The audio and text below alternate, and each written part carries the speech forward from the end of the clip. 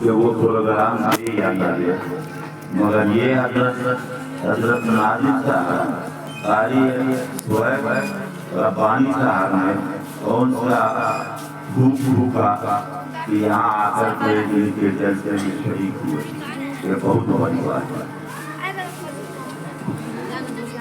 باتیں آپ کی تقریباً سب ہو گئی، قرآن کا پڑھنا، اس کا پڑھانا، پھر اس سے حافظ ہوا، اس کی فضیلت، اس کے دستان، پھر حضرت مولانا انیس الرحمن صاحب قاسمی کی بات، حضرت مولانا انیس الرحمن قاسمی اور ملی کونسل، یہ دونوں کو ایک جگہ جو جمع کیا، مختصر باتیں کروں، تو ہم کو حضرت مولانا مجاہد الاسلام صاحب رحمۃ اللہ علیہ سے علیہ قاضی شریعت سابق قاضی شریعت امارت شریعت پٹنہ وہ یاد آتا۔ آج مقررین میں سے کچھ لوگ قرآن کے بارے میں بتایا، اس کی فضیلت بتایا، پھر اس کے بعد طلبہ کے قرآن کے یاد کرنے کے بارے میں ان کے لیے احترام کیے گئے، اعزاز کیے گئے، پھر ڈاکٹر صاحب نے بھی اپنی بات رکھی اور آپ کو آپ کا دھیان مبذول کرایا مدرسہ کی طرف سے، ادارے کی طرف سے، باتیں لگ سب ہو گئی۔ اسی میں ایک بات اور بھی آئی، ایک مکرم کی طرف سے، عید کے دار مردن ہونا، وہ لڑکے تو مردن بہت کم ہوتے ہیں، مگر ہمارے معاشرے میں لڑکیاں بہت ہوتی ہیں، انگنت ہے۔ آپ کے ضلع میں جیسے ہمارے صدر محترم جمعیت علماء ڈاکٹر قاضی صاحب نے بتایا کہ میں تنظیم سے، بہت ساری تنظیم سے تعلق رکھتا ہوں اور اس کا کام کرتا ہوں، اسی طریقے سے ہم بھی ایک تنظیم سے تعلق رکھتے ہیں اور اس کے ایک فہرست بنایا جائے کہ اس ضلع میں اطلاعات کا مسئلہ کافی بڑا۔ آپ نے اپنے آپ کو، جن لوگوں نے اپنے بچہ کو ادارہ ابوبکر صدیق رضی اللہ عنہ کے اندر لا کر کے قرآن پڑھا کر کے، پھر نازہ پڑھا کر کے عید کرایا، میں سب لوگوں کو مبارکباد پیش کرتا ہوں۔ اب رہی بات یہ کہ ابتداء کا مسئلہ کیوں آتا ہے، یہ تنظیم لوگوں سے زیادہ لوگوں سے باتیں نہیں کرنا، اگر ہر آدمی ایک دوسرے سے بات کریں گے تو ہم کو لگنا کہ اس کا زیادہ سے زیادہ یہ مستحب ہو جائے گا۔ بچار کرنے کے لیے ایک آدمی اگر 10 آدمی کے بیچ میں بیٹھیں گے اور اس پر غور کریں گے تو ہم کو لگتا ہے کہ یہی کامیابی ہوگا پوری سرکار کی۔ تو ابتداء کا مسئلہ آتا ہے تو اس میں یہ چھوٹے چھوٹے ادارے جس کو آپ کہتے ہیں، آپ کے گاؤں میں بہت، آپ کے شہر میں بہت ہو جاتے ہیں، کچھ بورڈ سے تعلق رکھنے والے ہیں، کچھ آزاد چلاتے ہیں، اور اللہ کا بہت بڑا کرم ہے کہ یہاں ایک بڑا بھی ادارہ ہو گیا ہوا ہے۔ تو چھوٹے ادارے والے کے طرف آپ حضرات توجہ سے بات کے لیے چاہیں گے تو اس ادارے کو آپ جب تک کہ مضبوط نہیں کریں گے اس وقت تک کہ آپ کا یہ مسئلہ حل نہیں ہوگا جو اطلاع کا۔ چھوٹا ادارہ کا مطلب مکاتب بھی ہے، چھوٹا ادارہ کا مطلب یہ جو ابتدائی تعلیم سے لے کر کے اور بنیاد مکمل کراتے ہیں، یہ پڑھاتے ہیں، یہ بھی ہے بڑا ادارہ۔ اللہ کا شکر ہے آپ کے ضلع میں ایسا بھی ادارہ ہے جو پورے بہار نہیں بلکہ اپنے آپ کو شمار دنیا میں نہیں تو کم سے کم ہندوستان میں کیا جاتا ہے، جس کا نام جامعہ علیہ العلوم کا نام ہے۔ اس کے اندر روحانیت ہے، بزرگوں کی دین ہے بڑی، اور ہم لوگوں کو جتنے لوگوں کو ملا ہے انہی کی وجہ سے آج اس طرح پر کرسی اور کرتا ملا ہے۔ میں یہی سمجھتا ہوں چھوٹے مدرسے کا مسئلہ ہے تو آپ کا توجہ یہاں نہیں ہے۔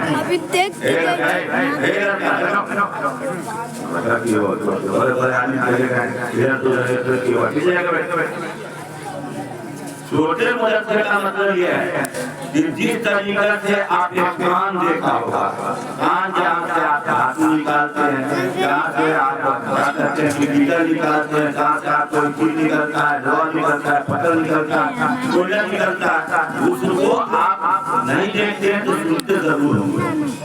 وہاں پر جا کر کے نکالتا موجود ہے، درد و غبار اس کو پڑتا ہے، پھر اس کو سجاتا ہے، سارے مال کو اکٹھا کرتا ہے، درد کو ایک طرف کرتا ہے، مال کو ایک طرف کرتا ہے، پھر لا کر کے کسی فیکٹری میں ڈالتا ہے، وہاں سے آ کر کے اس کو کیا کرتے ہیں کہ ایک فرما میں لا کر کے ایک سانچہ بنایا جاتا ہے، اور اسی سانچے کو لے جا کر کے کمپنیوں میں اپنے آپ کو برتن یا جو سامان بنتا ہے اس پر ایک بڑے کمپنی کا مہر لگ جاتا ہے، تو کہتے ہیں کہ فلانا کمپنی سے اس کا نسبت ہے،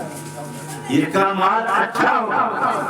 مگر مال کس نے تیار کیا اس کے اوپر آپ نے غور نہیں کیا،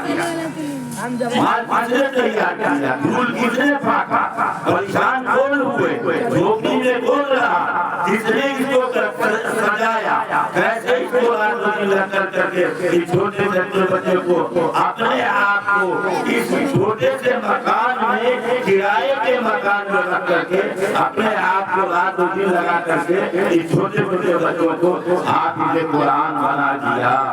حافظ قرآن بنا دیا۔ تو اب ایک بات ڈاکٹر سے طرف سے میں توجہ چاہوں گا کہ حافظ قرآن بننے کے بعد ہمارے اوپر ایک طرح کا کیا کہتے ہیں کہ دوسرا انسان اور دوسرے طرف سے رجحان بنا کر کے اس لڑکے کو کچھ لیا جاتا ہے، چھین لیا جاتا ہے، اور جبکہ ہم 4 سے 5-6% کا صرف حافظ بنانے کے بعد جو حافظ بناتا ہے درد و غبار کھا کر کے نیکا پوچھ کر کے اس کے کپڑے کو صاف کر کے اس کے ناخن کو صاف کر کے اس کے بال کو تلاش کر کے جب کام کرتا ہے، جب وہ حافظ بن جاتا ہے تو اللہ تعالیٰ کی دین ایسی ہوتی ہے کہ اس کے معمولی میں اتنا طاقت اور اتنا قوت ہوتا ہے کہ کسی بھی دنیا کے کسی بھی علم کو وہ اپنے معمولی میں بیٹھا جاتا ہے۔ جب بیٹھا دیتا ہے تو اس میں غلطیوں یہ مولوی جب کو جھوٹ کا کہتے ہیں کہ غلطی بہت ہی کرنا مانگتا ہے، بڑا بڑا غلطی کو اسرائیل میں جاتے ہے، بڑا بڑا غلطی اپنے آپ کو ادارہ کھول دیتا ہے اور وہاں سے مال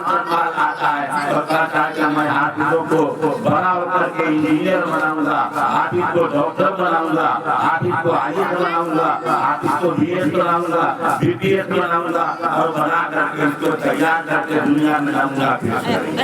کیا یہ 100% یا یہ 5% جو ہم نے اتنا محنت سے بنایا ہے، درد و غبار کھا کر کے بنایا ہے، اپنی کوشش سے بنایا ہے، اپنے استاد کے پیٹ سے کھاد کر کے بنایا ہے، 3 مہینہ پر تنخواہ دے کر کے بنایا ہے، پھر آپ اس کو اٹھا کر چلے جاتے ہیں تو ہمارے لیے بچہ کیا ہے، پھر یہ کون چلائے گا اس ادارے کو، کون چلائے گا اس مسجد کے امام کو، کون چلائے گا اس مکتب کو؟ میرے دوستوں کو اس بات کا خیال رکھنا چاہیے کہ قوم نے اگر پیسہ دیا ہے، آپ نے اگر پیسہ دیا ہے تو آپ کا بھی کوئی مقصد ہوگا، آپ کا بھی کوئی مقصد ہوگا۔ زکوٰۃ کا مال دینے والا، فطرات کا مال دینے والا اور بھی مال دینے والا وہ اپنے آپ کو اس لیے دیتا ہے کہ یہ حافظ بنے گا، اور حافظ بننے کے بعد پھر علم کا کام کرے گا، پھر وہ قرآن پڑھائے گا، تو وہ درجہ بدرجہ وہ بڑھتا جائے گا اور سلسلہ چلتا رہے گا، اور مرنے کے بعد قیامت تک یہ صدقہ جاریہ ان آدمی کے لیے بھی ہوگا جس نے اس کے تعاون کیا، مدد کیا، پیسہ کیا، اور اس کو آپ ختم کر دیں۔ اپنے بچوں کو ایسا بنائیے، آپ کہتے ہیں کہ علماء کرام یہاں بتا کہ ہم کو سمندر نہیں کرنا ہے، پھر جو بچہ حاصل ہو جاتا ہے وہ بڑھتا جائے گا اور وہ بڑھتا جائے گا، بڑھتا جائے گا، بڑھتا جائے گا، اور جتنے کے بارے میں وہ سفارش کرے گا سب کا بھی قبول ہوگا، اللہ سب کو قبول کرے گا، مگر جب وہ قرآن پڑھنے والا ہوتا تھا، کب جب اس کو قرآن یاد ہوگا، کب وہ اس پر جو عمل کا مستقبل ہوگا. ایسا نہیں ہو کہ قرآن پڑھ کر کے اپنے آپ کو حافظ تو ہو گیا مگر دنیا سے الگ ہو کر کے اپنی شکل بھی بدل لیا، صورت بھی بدل لیا، رکھ رکھاؤ بھی بدل لیا. اور ایسے بہت سارے لوگوں کو میں نے دیکھا ہے کہ حافظ نہیں بلکہ عالم کاتبی تدریس کا الگ چھوڑیے. کاتبیوں کو دیکھا ہے کہ اگر وہ پروفیسر ہو گئے ہیں، انجینئر ہو گئے ہیں، ڈاکٹر ہو گئے ہیں تو اپنی حیثیت کو بدل دیا. تو اس کو برقرار رکھنے کے لیے اصل زکوٰۃ کا مقصد جو ہے وہ آپ کا مقصد یہی ہوتا ہے کہ مکاتب گاؤں کے چلتے رہے، مساجد کے امام ہوتے رہے اور یہ چھوٹے چھوٹے اداروں کو آپ سیکھنے کا کام کرنے والا ہو. پیٹ بھرنے کا مسئلہ تو بڑا مسئلہ نہیں ہے. آج اگر آپ فیس بک پر یا موبائل پر سنتے ہیں کہ یہ مولوی پڑھتا ہے، آئے گا کہاں سے، کمائے گا کیا، کہاں سے لائے گا. میں سارے بتانا چاہتا ہوں کہ مولوی کے کپڑوں پر جو آپ کو نیند اور دوسرا جو چمک ہوتا ہے دوسرے لوگوں پر اتنا نہیں ہوتا ہے. اللہ نے اس کو نوازا ہے، اللہ نے اتنا نوازا ہے قرآن کی برکت سے کہ آپ یہ دیکھتے ہوں گے کہ اس کو کھانا بھی ملتا ہے، ڈیرا بھی ملتا ہے، نوکر بھی ملتا ہے. سب کچھ ملنے کے بعد اگر 10,000 روپیہ ملتا ہے تو کوئی کم نہیں ہے. بہت اللہ کا اور وقت کا لحاظ کرنا چاہیے، اس کے حساب سے دینا چاہیے. تو میرا یہ کہنا ہے کہ آج چھوٹے چھوٹے ادارے جو چلتے ہیں اس کو آپ تعاون کریں، اس کے لیے آپ مدد کریں. اور یہ ضروری نہیں ہے کہ بڑے ادارے ہو جائیں گے تو ہمارا پیسہ ثواب کے معاملے میں 1 کے بولے 10 ہو جائے گا، چھوٹے ادارے ہو جائیں گے تو 1 کے بولے 1 ہی رہے گا. ایسا نہیں ہے. میرے دوستو، کام جہاں ہوتا ہے، جہاں پیسہ لگتا ہے، جہاں کام ہوتا ہے وہیں سے آپ شروع کیجیے. ہم یہاں سے بنا کر کے دیتے ہیں، تب جا کر کے وہ اداریوں میں پڑھتا ہے، تب وہ علوم جاتا ہے، تب وہ جا کر کے دارالعلوم جاتا ہے. اس لیے ادارہ ابو بکر صدیق رضی اللہ عنہ پر پورا دھیان رکھے اور اس کے محنت اور اس کے کام کو چلائے. اللہ تعالیٰ اس ناظرین صاحب کو، اساتذہ کرام کو کام کرنے کا پورا حوصلہ دے اور اللہ تعالیٰ صبر کے ساتھ اور استقامت کے ساتھ کام کرنے کے لیے تیار کر دیں. انہی باتوں کے ساتھ میں اپنی بات کرتا ہوں. الحمدللہ رب العالمین. میں اپنے ایک صدر ہونے کی حیثیت سے حضرت مولانا